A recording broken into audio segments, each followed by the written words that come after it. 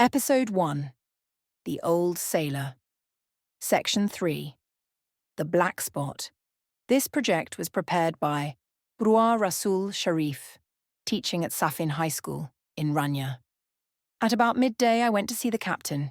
He seemed both weak and excited. "Jim," he said, "every month I've given you a silver fourpenny. You'll bring me a little drink of rum now, won't you?" "The doctor," I began. He started to swear and then said, "What does that doctor know about life at sea?" "I've lived on rum, I tell you. Your doctor said himself one glass wouldn't hurt me. I'll give you a golden guinea for some, Jim." "I want what you owe my father. That's all," I said, for he had been very slow to pay us. "I'll get you one glass, and no more." When I brought it to him, he took it quickly and drank it down. "Aye," he said, "that's better." "How long do I have to lie here?" "A week at least," I said. "I can't do that," he cried. But he was too weak to get up, and he lay back for a while in silence. "Jim," he said after a time, "it's my old sea chest they want. If I can't get away, you go to, well, yes, you go to the doctor. Tell him to bring the magistrates here to the Admiral Benbow to get all of old Flint's crew, all of 'em that's left. I was Flint's first mate, and I'm the only one that knows the place.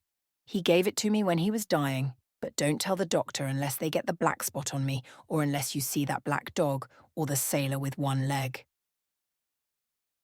"But what is the black spot, Captain?" I asked. "That's a sort of warning, mate. If I get the black spot, it means they are coming to get me and what I've got. Keep your eyes open, Jim, and I'll give you half of everything, I promise you." What I would have done if everything had gone well, I do not know. But my poor father died quite suddenly that evening.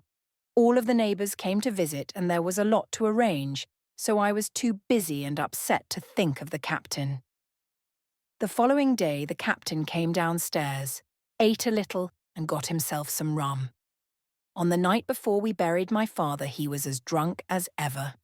He sat at the table with his sword ready in front of him, singing his ugly old sea songs.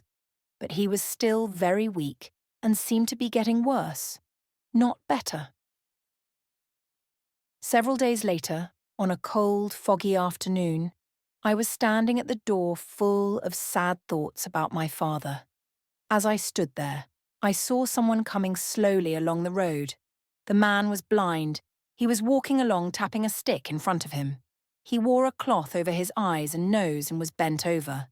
I had never in my life seen such a terrible-looking man.